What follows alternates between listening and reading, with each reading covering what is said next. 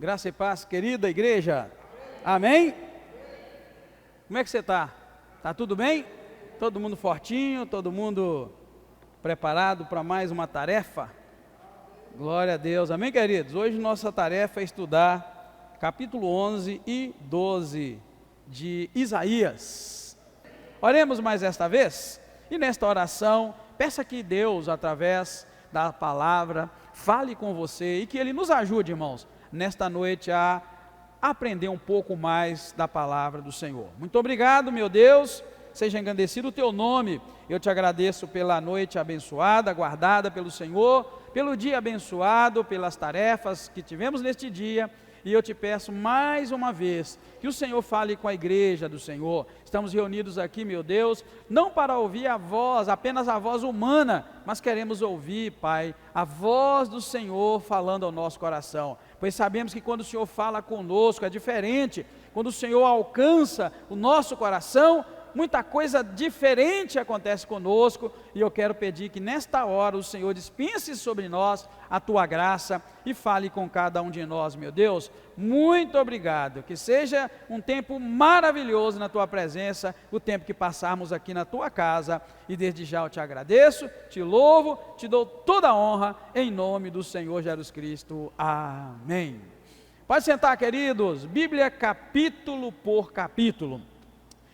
Estamos aqui, irmãos, lá no capítulo 11, que na verdade, de certa forma, é uma sequência do capítulo 9, que já no capítulo 9, nós encontramos ali uma profecia que nós chamamos de messiânica, porque Isaías foi um dos mais usados no Velho Testamento para profetizar sobre a vinda do Messias.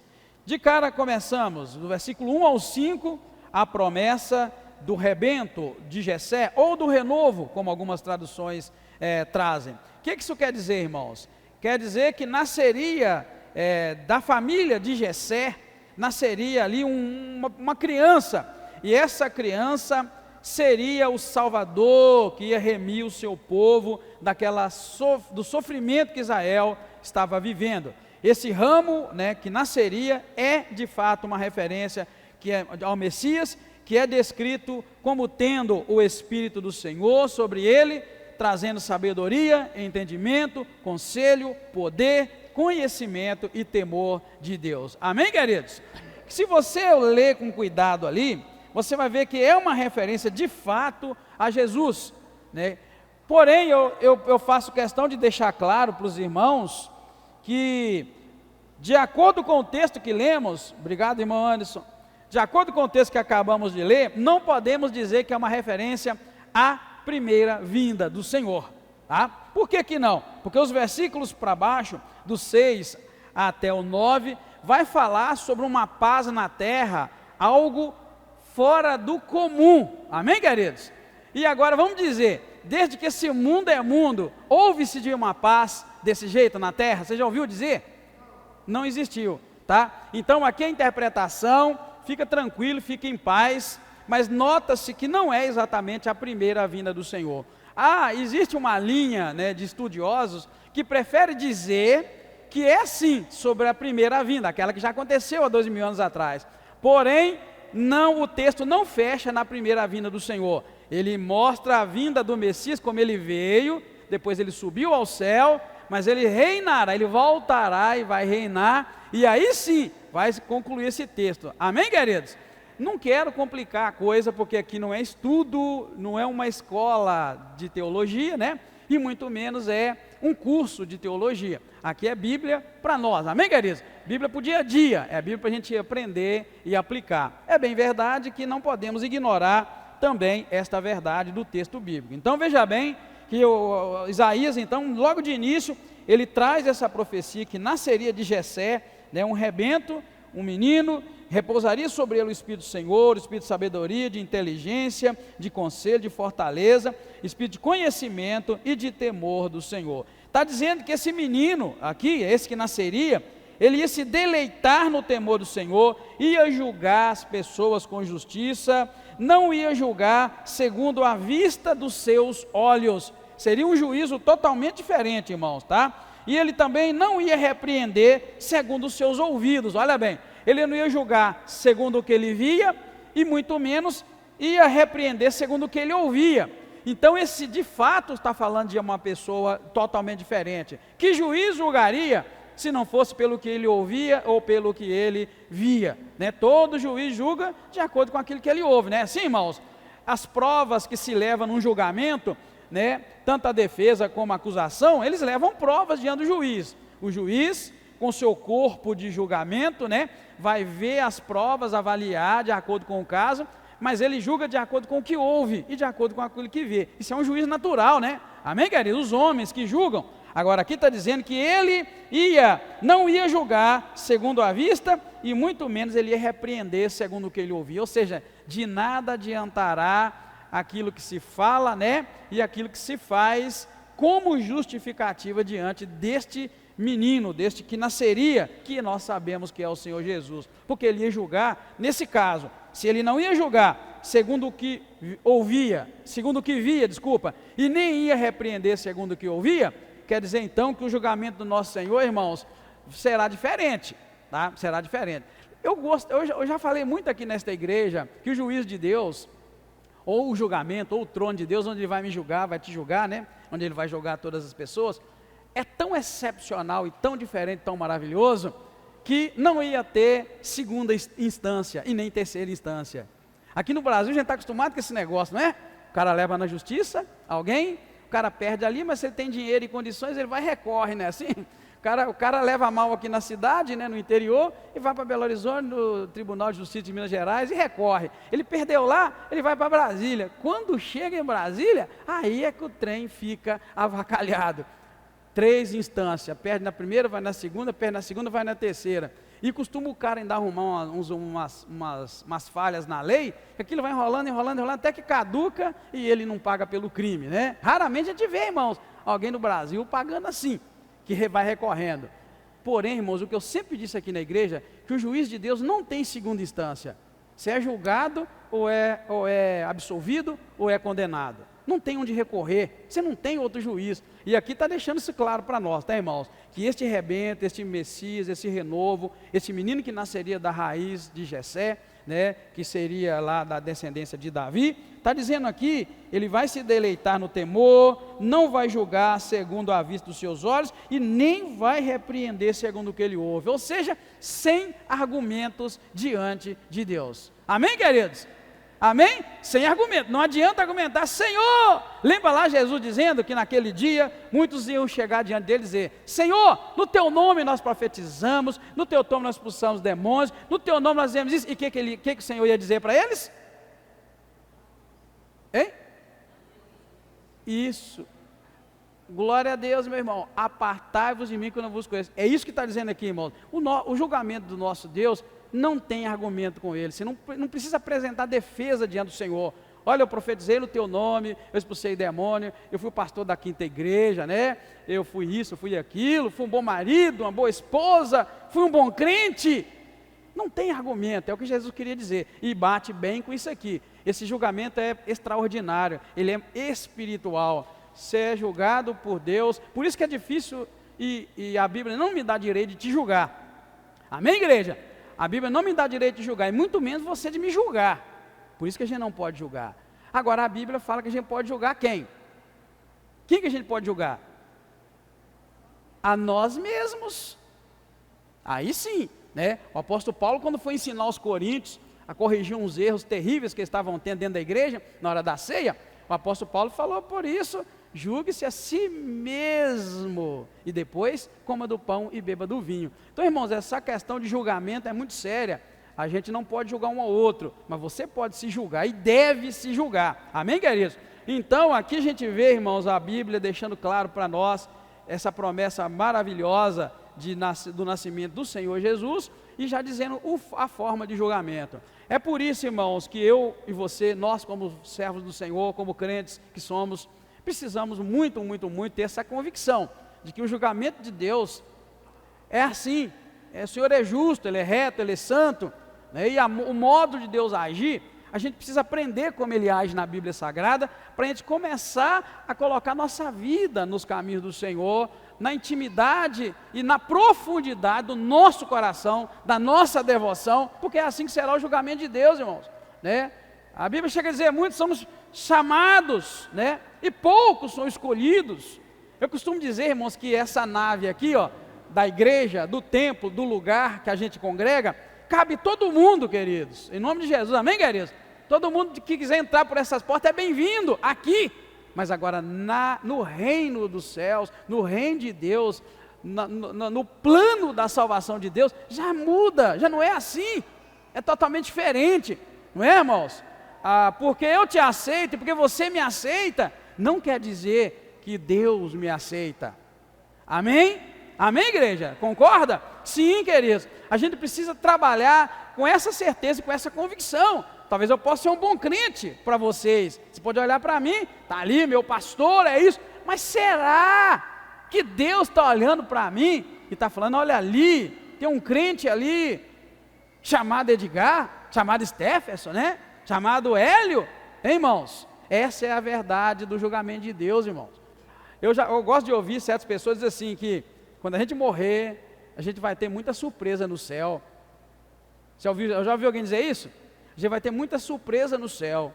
Muitas pessoas que a gente dizia, não tem chance para elas, irão morar com o Senhor. E muitos que a gente achava, esse é santo, não vão. É complicado, mas é a realidade. E aqui eu quero só que você guarda isso, tá? Que esse Messias, este rebento que nasceria, ele julgará, não segundo a vista dos seus olhos, e nem repreenderá segundo os seus ouvidos, mas julgará com justiça os pobres, repreenderá com equidade os mansos, ferirá a terra com a vara da sua boca, a justiça será o cinto dos seus lombos, e a verdade o cinto dos seus rins. Que justiça maravilhosa. E aí, do versículo 6 ao 9, vai falar de um reino de justiça. Por isso, você vai concordar comigo que o mundo de hoje não se encaixa nesta palavra profética de Isaías. E então deixa muito claro para nós que não foi nesta vida, na primeira vinda do Senhor, que aconteceu essas coisas. Porque diz assim o 6, morará o lobo com o cordeiro. De cara, você vai me dizer, lobo pode morar com o cordeiro? De cara, né? Nunca vi dizer. E o leopardo com o cabrito vai se deitar, o bezerro, o filho de leão, o animal cevado viverão juntos, um menino pequeno os guiará, a vaca e a ursa vão pastar juntos, seus filhos juntos se deitarão, e o leão comerá palha com boi, brincará a criança de peito na toca da cobra, e o desmamado vai meter a mão na cova da víbora, não se fará mal nem dano algum em todo o monte da minha santidade, pois a terra se encherá do conhecimento do Senhor, como as águas cobrem o mar. Então, de cara, você concorda comigo que, literalmente, isso nunca aconteceu, não é? Agora, poderá haver um tempo? Poderá haver um tempo assim ou não? Sim, literalmente falando, poderá, o Senhor é capaz disso.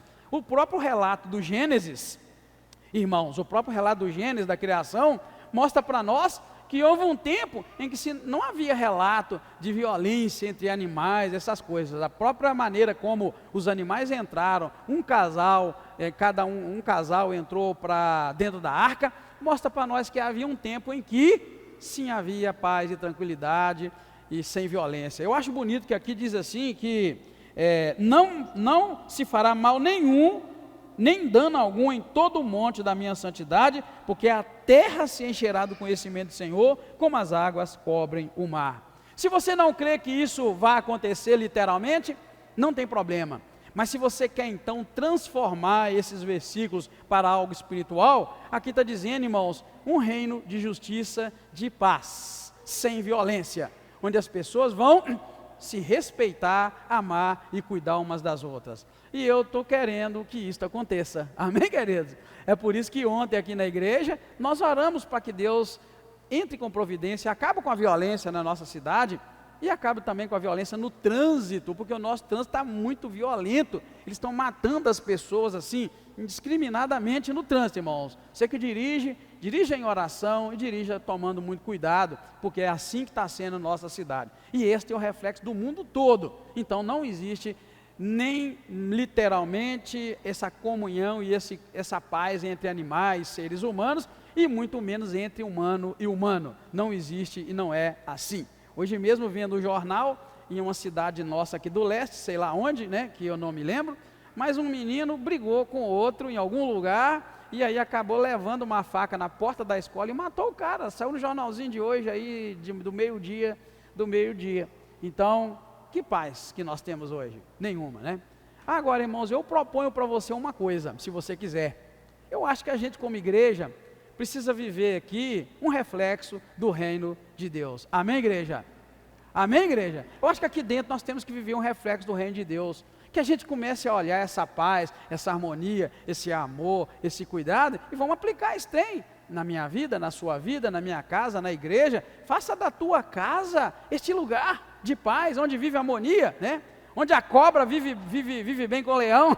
Lá na tua casa tem um leão, tem uma cobra que briga à toa. Então vamos fazer isso aqui funcionar, amém, querido? Amém? Porque tem gente que em casa, meu Deus, aqui na igreja é tudo tranquilo, mas em casa o bicho fica feio. Então, olha, isso para nós tudo é ensinamento. Às vezes você vem no estudo e tenta teologizar as coisas, tenta espiritualizar e tenta racionalizar, né, muito. Eu queria que você visse a Bíblia de um ponto mais simples. Se está falando de um reinado de paz, o que você está esperando para fazer da tua casa um ambiente de paz? Hein? Não é? Não é esta a previsão de quando o Messias retornar, não vai ser assim? Então por que eu não busco viver este reino de Deus agora na minha vida? A começar pelos meus inimigos. Faz uma lista aí, irmão, faz uma lista aí, irmã, de inimigos que você tem, que te persegue, que te pisa no pé, enfia no calo. Faz uma lista e começa a orar por ela toda noite. Ó Deus, está aqui, ó, essa lista está me perturbando o coração. Porque você já notou que mesmo que você não seja inimigo de alguém, pode ser que alguém é seu inimigo? Isso machuca o coração, isso cria uma barreira. Então faz uma lista, começa a declarar sobre o seu coração a liberdade de perdoar. Amém, queridos? Sim, a liberdade de perdoar. Tem gente que fica sonhando com a liberdade, mas num nível irreal.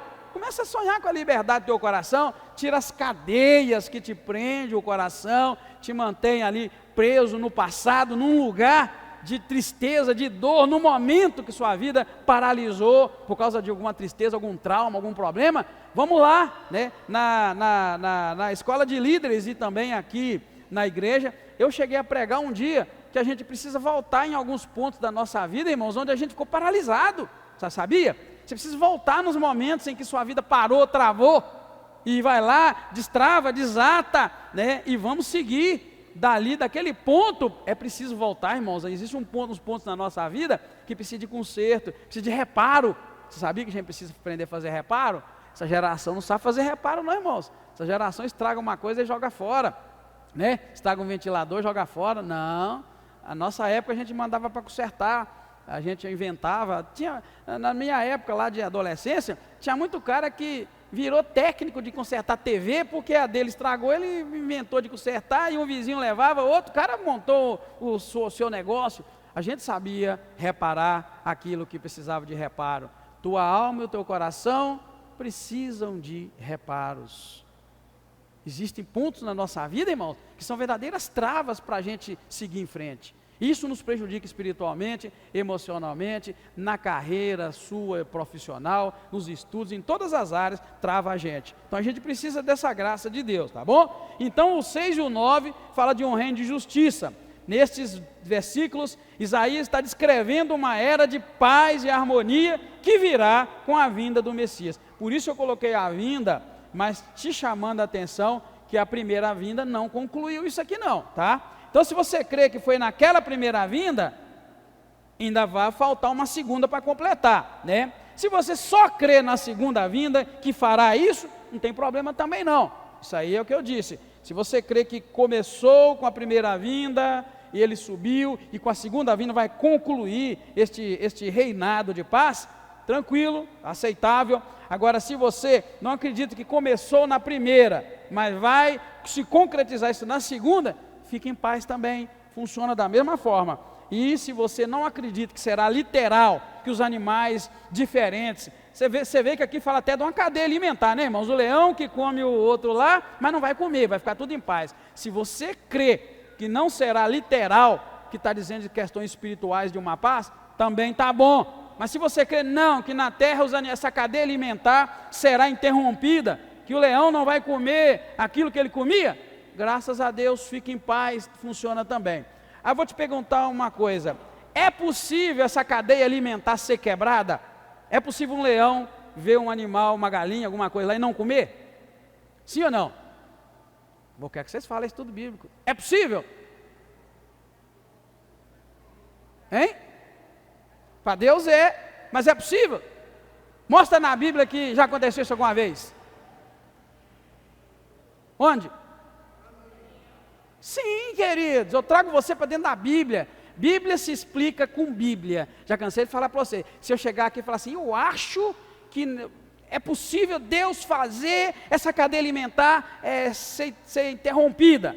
O leão é doido para comer gente, ou galinha e boi, sei lá o quê, mas é possível, porque aqui está dizendo que vai acontecer isso literalmente. Então eu estou te trazendo para a Bíblia que Deus já demonstrou que pode, porque na cova dos leões o leãozinho não comeu o rapaz não. Toda a lei da natureza, por isso irmãos que eu trago você para a Bíblia e para a fé, é preciso ter fé, porque quando você vai olhar aquela fornalha de fogo, foi acesa tantas vezes mais, estava muito forte aquele fogo, e o cara foi jogado lá dentro, e ele não queimou o cabelo, nem a roupa, nem o seu corpo. Você precisa de fé, são regras da física, regras da ciência, que foram interrompidas e quebradas. Mesma coisa é o Mar Vermelho, a forma como o mar se abriu, dizendo a Bíblia, que fez uma parede de água de um lado e uma parede de água do outro, e o povo atravessou sem molhar o pé, é outra lei da física, uma lei lógica, que foi interrompida por um tempo, porque Deus o quis assim, amém? Então eu te trago para a Bíblia, e te levo a poder confiar, que pode acontecer, e como pode. Você quer ver como pode acontecer? É quando vai lá no Google depois, agora não, tá? Vai lá no YouTube, digita imagens reais de terremoto. Você vai ver que um simples terremoto na escala lá, de 5, sei lá quanto lá, você vai ver que move águas de piscinas, que joga aquilo longe. Você vai ver que um tsunami, nem dos maiores, nem tão grande, faz com que a água do mar, que está acostumada aí só até nível, ela saia arrasando tudo. Isso para você ver que toda a lei da natureza está sob o controle, debaixo do controle da autoridade de um Deus todo-poderoso que está no trono dele e que domina todas as coisas. Então, irmãos, ele já mostra para nós que ele pode fazer. Então, a gente pode crer que isso aqui também pode acontecer literalmente. Se ele interrompeu lá, o leão não comeu o Daniel lá dentro, e faminto. Se o fogo não queimou a roupa dele. Então, não existe lei da natureza, nem regra que ele não possa interromper quando ele quiser, né? Amém, queridos? Amém? Então, isso pode sim ser, pode existir um tempo em que o Senhor virá, vai reinar, e animal nenhum vai comer ninguém, e louvado seja Deus, nem ser humano vai ficar matando o outro como mata hoje. Amém, queridos? E fala por quê? Por isso que eu temo em ensinar Bíblia para essa igreja. Por isso que eu temo e não, eu sou teimoso, eu quero dizer, em não trazer aqueles estudos para cá, 10 passos para ser vitorioso, 10, por que eu não trago? Eu prefiro trazer Bíblia, porque aqui está dizendo que haverá essa paz, esse tempo de paz, onde animal não vai comer o outro, e o ser humano vai todo mundo viver em paz, mas fala por quê, irmãos? Está dizendo assim no versículo 9, não se fará mal nem dano algum em todo o monte do Senhor, porque a terra toda, pois a terra se encherá, sabe de quê, irmão? Do conhecimento do Senhor, como as águas cobrem o mar. Por isso que eu trago conhecimento de Deus para vocês. Eu poderia muito bem trazer uns estudos de fogo, ele chama assim, né? Estudo de fogo, estudo de poder, e tantos passos para você conseguir sua casa própria, e tantos passos para você sair da dívida. Irmão, isso não vai te levar para este reino aqui não. É a palavra, é o conhecimento do Senhor que vai fazer com que a terra viva essa paz, não é? Amém, queridos? É o que está escrito aqui. Se você quiser pensar diferente, eu prefiro que você tenha liberdade, porque uma das outras coisas que eu faço nessa igreja, muito desde que Deus nos deu a oportunidade de andar com vocês, é criar uma igreja pensante. Sabe o que é igreja pensante? É a igreja onde os crentes pensam. Amém, igreja? Não é aquela igreja onde o pastor chega e fala, e você aceita e vai embora. Não, te leva para a Bíblia e quero que você pensa. Agora põe tua cabeça para funcionar dentro da Bíblia. Isso é igreja pensante. Amém? Porém, não pensante no sentido de eu acho. Não, não é eu acho. Pensante no seguinte, a Bíblia disse aqui, e depois a Bíblia confirmou lá na frente, que é assim. Então, agora eu penso assim, porque eu vi na Bíblia que é. Está vendo? Amém, queridos? Vamos seguir em frente, porque é bom, mas tem mais coisas para a gente ver.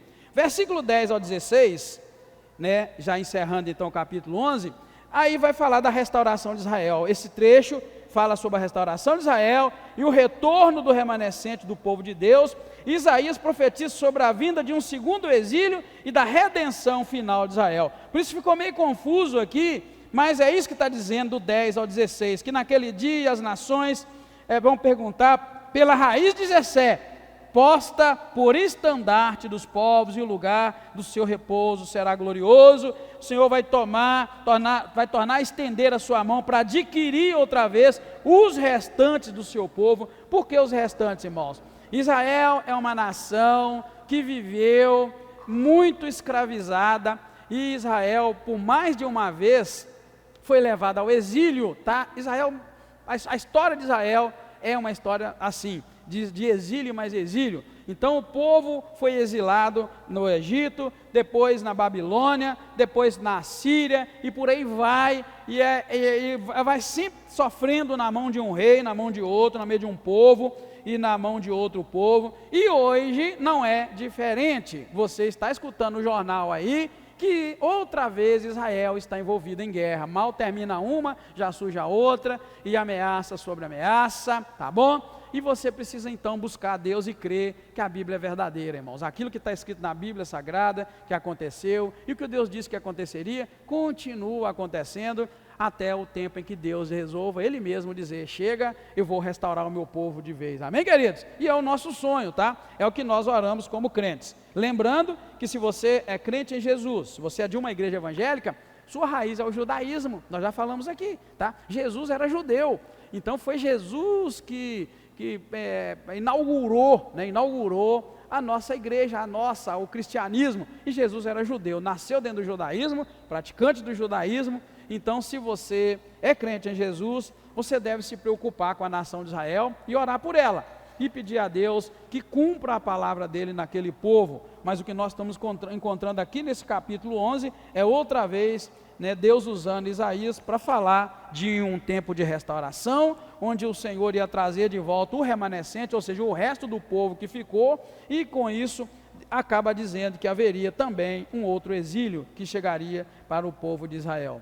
O povo de Israel, enquanto nação, é muito recente, tá, irmãos? Enquanto nação reconhecida pela ONU, é um povo novo, é uma nação nova, que Deus tem abençoado. Mas até hoje gera inveja nas nações ao redor, a forma como Israel se tornou uma nação. E é bíblico isso, tá, queridos? É bíblico. Onde isso começou? Começou lá atrás, irmãos, é antigo essa briga, né? E na verdade, todo o sofrimento de Israel, teve desde o início, Jacó brigando com seu irmão, e aquela confusão toda, a vida toda, isso se estende, irmãos, por gerações e gerações, desde Abraão, né? Abraão, lembra lá, Abraão teve quantos filhos de início? Ele teve um já bem na velhice. Como é que era o nome do primeiro filho dele, quem lembra? Ismael, não foi Ismael? Mas Ismael não foi o filho nascido de Sara, sua esposa, foi nascido de uma concubina, filho dele, normal, é filho dele. Mas o filho da bênção não seria ele, seria o outro que Deus daria de Sara. Nasce ali, então, o filho da bênção, Isaque. E aí, aqueles dois já nasceram dentro de um ambiente de atrito. E ali nasce o povo, irmãos, abençoado por Deus, e o povo que persegue. E foi seguindo, e a história é longa, até que depois do reinado de Salomão, o reino de Israel se divide em dois, norte e sul, e esses dois reinos briga,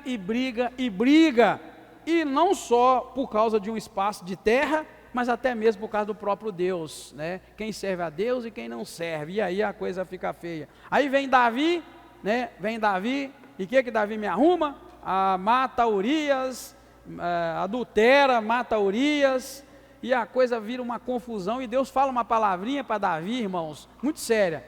Olha, porque você adulterou com essa mulher escondido, os seus filhos vão fazer isso à luz do dia.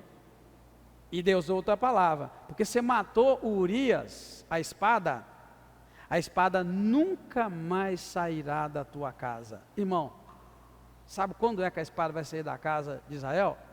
É possível que nunca. Espada, nós podemos aí traduzir como as guerras. Desde que eu me conheço por gente, irmãos, Israel sai de uma guerra e entra noutra. Israel sai de uma luta e entra outra. É incrível quando Deus fala, Ele cumpre o que Ele falou. E por causa do pecado de um homem, por causa de Davi, além daquela história toda para trás, tá bom? É muito bom a gente conhecer a Bíblia. Então se alguém chegar perto de você e falar assim, essa guerra lá de Israel com a faixa de Gaza, agora é com quem? É com o Irã? Com o Irã? É com o Irã, não é? Se vai acabar, você pode falar, vai por um tempo, interrompe, e depois volta tudo, irmãos. Porque Deus falou, olha, você fez uma besteira que não devia, então agora a guerra não vai sair da sua casa. E a gente vê o povo de Deus sofrendo por isso. Por isso que um líder, seja ele um pastor, seja ele um líder dentro de casa, um pai, uma mãe, seja ele um presidente, um governador, ele precisa tomar muito cuidado com as alianças e com as coisas que faz, que isso pode ter consequência séria, né, na sua geração. Amém, queridos? Então esse trecho aí fala da restauração, do 10 ao 16, e fala como Deus ia tratar, né, o seu povo. Depois no capítulo 12, que é bem pequenininho, são apenas 6 versículos, aí o tom muda, a tonalidade da conversa muda. Agora nós encontramos aí de início um cântico de louvor e de ações de graças, verso 1 e 3, né? Começa esse capítulo com um cântico de louvor, de ações de graças a Deus por sua salvação. O povo aqui está expressando sua gratidão a Deus, reconhecendo o Senhor como sua salvação e força. Está vendo? Ou seja, o capítulo anterior terminou, a partir do versículo 10, falando que Deus ia restaurar o seu povo, ia trazer o seu povo do cativeiro. E aqui o capítulo 12, então, começa com esse cântico de ações de graças, dizendo que o povo naquele dia ia dizer, graças te dou, Senhor, ainda que tiraste contra mim, a tua ira se retirou e tu me consolaste. Na semana passada eu falei muito sobre o tempo, que existe tempo e tempo. Existe tempo de sorrir, tempo de chorar, e isso é uma realidade na vida de todos nós. E eu disse, é preciso que a gente compreenda qual tempo que Deus está nos dando. Se é tempo de chorar, se é tempo de luta, é tempo de sofrimento, viva ele com graça. Amém, queridos? Porque a maioria de nós não consegue compreender que tem tempo e tempo. A maioria de nós quer ficar rico. A maioria de nós quer ter um emprego tremendo, que o dinheiro é bom, o salário é bom. A maioria de nós quer ter tudo que se precisa. Mas a maioria de nós também não entende que tem tempo e tempo. Você chegar lá naquele empregão, tem tempo. Eu falei para os irmãos aqui um dia, eu dei, na verdade, várias vezes eu dou uma consultoria de psicologia para vocês, você sabe disso. E eu dei uma consultoria e dou outra agora. Já cansei de falar para vocês que existe uma teoria na psicologia que diz assim, que o ideal que é da gente, aquilo que a gente sonha, aquilo que você planeja, aquilo que você busca, não pode ser muito distante do real. Ou seja, aquilo que você sonha e busca, não pode ser muito distante daquilo que você é agora, senão você entra em colapso. Tem que ser mais congruente, tipo, que você é hoje, você nunca pode, o seu foco e o seu alvo nunca pode ser nivelado com o que você é. O seu alvo não pode ser nivelado com o que você é. Tem que ser sempre mais elevado. Mas não pode ser muito, irmãos. Porque se for muito, você não vai chegar lá e vai se frustrar, decepcionar, né? Ah, eu quero ter um salário de 20 mil reais para eu poder investir na obra de Deus. Amém, você quer ter 20 mil? Mas você está desempregado. Olha a diferença, irmão. Você quer ter 20 mil, mas está desempregado. E eu já vi gente dizer que não pega o emprego se não for do tanto que ele quer. E aí, o que você me diz? É assim que funciona, irmãos? Vai ficar desempregado a vida inteira. Pega o que tem. Pega a semente que tu tens e lança na terra. Amém, queridos? Amém? Olha, guarda isso. Pega a semente que você tem e lança na terra. Agora tem gente que segura. Não. Se não for para ganhar tanto, eu não vou. Me ajuda.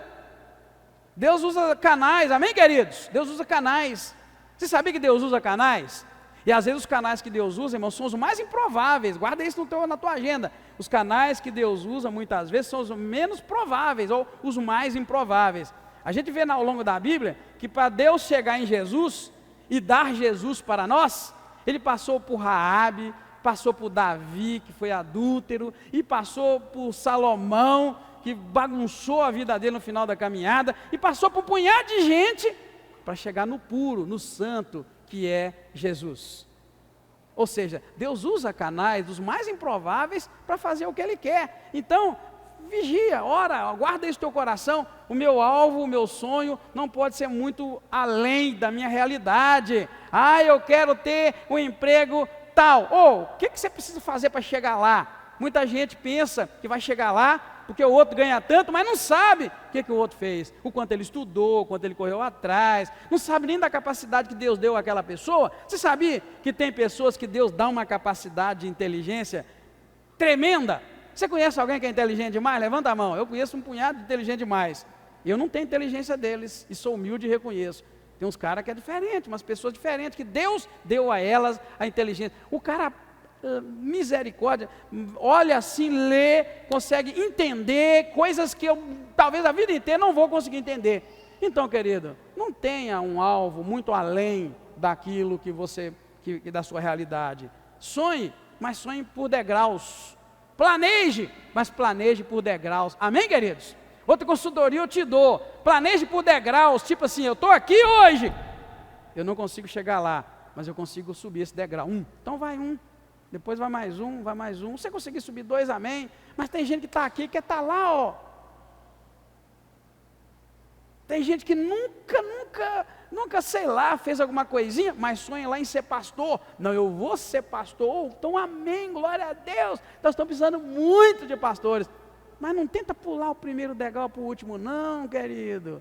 Vai por degrau que você chega lá. Amém, queridos? Amém? Isso só para você entender que a gente precisa disso na nossa vida. Esse chamado para o louvor é um momento maravilhoso, irmãos, que nós encontramos no capítulo 12. É um cântico de louvor de ações de graças, e logo em seguida, os versos 4 ao 6, para encerrar, faz esse chamado, porque agora está dizendo assim, naquele dia vocês vão dizer, o que vai dizer? Dai graças ao Senhor, invocai o seu nome, tornai manifestos os seus feitos entre os povos, e cantai com excelso o seu nome. Cantai ao Senhor, pois fez coisas grandiosas, saiba-se isso em toda a terra. Exulta e canta de alegria, ó habitante de Sião, pois grande é o Santo de Israel no meio de ti. Está vendo, irmãos? Depois de toda a tormenta, depois de toda a luta, o povo de Israel tem esse cântico maravilhoso ao Senhor, que é o capítulo 12 começa, e depois não para no cântico do povo, mas é um chamado e um convite para louvar a Deus e dizer quão grandes coisas o Senhor tem feito para o seu povo. Amém, queridos? Amém? Acima de tudo, busque a Deus e entenda o tempo que Ele está te dando, tá? Se Ele está te dando um tempo de correr atrás, corra. Se Ele te deu um tempo de parar e recuperar a sua força, pare e recupere as suas forças espirituais que eu estou falando, tá, irmão? Porque a gente só deve parar quando vai morrer, hein? Só vai parar quando vai morrer, sabia que vai? Hein? Ou não? Sim, querido, sabe? Você só para quando morre. Deus me livra, tá? Não para não, querido. Você pode até tirar uns dias aí, você fazer uns passeios, né? Comer um churrasquinho, um lanche diferente, mas nunca para. Eu não quero parar nunca, eu quero parar um dia que eu deitar lá no caixão, aí eu quero parar, tá bom? Amém, querido? De vez em quando lá, né, eu vejo alguém comendo deitado, eu falo, misericórdia, levanta. Comer deitado é para quem está na cama de um hospital ou está doente. Amém, querido? Coma de pé, se você puder, coma andando, coma sentado, mas não pare. Isso eu estou dizendo para você entender de um modo figurado. Não pense, querido, em descanso aqui nessa terra. Busque refúgio, busque restauração das suas forças em Deus. Vamos caminhar, vamos seguir em frente. Não se tranque, não fique preso, não se intimide diante das lutas. vá para o Senhor, busca Ele em todo o tempo e, acima de tudo, louve a Deus e glorifique e exalte ao Senhor por tanta coisa maravilhosa que Ele está fazendo. Amém, queridos? A gente só costuma louvar a Deus, irmãos, quando Ele faz para a gente. Você sabia que a gente só louva a Deus quando Ele faz para a gente? Mas eu queria muito que você louvasse a Deus só porque Ele é Deus. Amém? Olhe para a natureza, levanta as tuas mãos para o céu e agradeça a Deus. Fala, Senhor, muito obrigado. Mesmo que você não esteja vendo os benefícios de Deus, mesmo que você não esteja vendo a bondade de Deus para você, para a sua vida, louve a Deus e agradeça, porque cada dia, cada manhã é um novo dia. Amém? E quando eu levanto, de vez em quando eu falo assim, não sei o que me espera hoje, mas Deus, eu te agradeço. Que dia maravilhoso. Amém, queridos?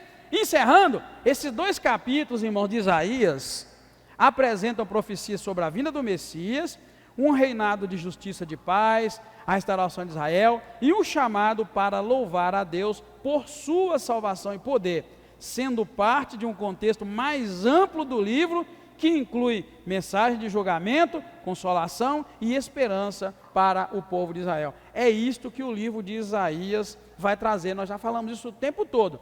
Ele vai trazer palavra de julgamento, de consolação, de esperança, de condenação, tá? É um livro assim. Você viu que a primeira parte do capítulo 11 falou de salvação, do Messias que viria, depois falou de Deus livrando o povo, e logo em seguida vai falar do povo agradecendo a Deus pela bondade do Senhor. Amém? Que Deus abençoe sua vida, te fortaleça, te ajude e que você tenha absorvido alguma coisa que você possa colocar em prática em nome de Jesus. Amém? Obrigado, Deus, te louvamos, te bendizemos, te agradecemos, porque o Senhor é bom e a tua misericórdia dura para sempre. Obrigado, Pai, pela tua palavra, obrigado pelo que nós pudemos ver na tua palavra e discernir com a ajuda do Senhor, que possamos aplicar aos nossos corações esta maravilha de palavra e possamos levar a presença do Senhor para a nossa casa, para que haja paz, para o nosso local de trabalho, para que haja paz, para em todos os ambientes que nós vivemos, possamos levar esta palavra da promessa de que o Messias traria paz a esta terra, e que nós possamos então, ó Deus, buscar a paz por onde nós estivermos. Em nome de Jesus, mais uma vez, eu peço que o Senhor nos leve em paz, guardados pela tua mão poderosa, e nos dê uma ótima noite de sono e descanso na presença do Senhor. Obrigado, te bendizemos e te agradecemos, em nome do Senhor Jesus Cristo. Amém. Obrigado, queridos, Deus abençoa, vamos em paz, estaremos juntos no final de semana, se Deus quiser.